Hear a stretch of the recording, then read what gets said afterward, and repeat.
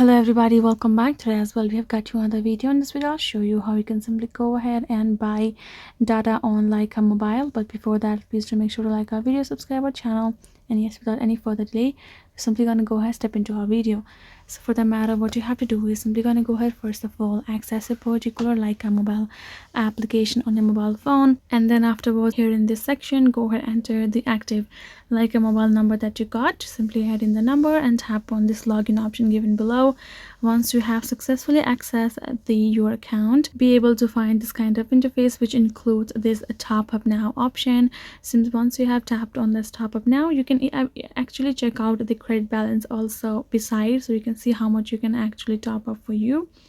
Once you have tapped on the top, you can actually find the top up amount that is available over here. You can see the 30 days plan, long-term plans according to your need. Once you have chosen a particular amount, you can go down to the bottom and you can see the plans as well.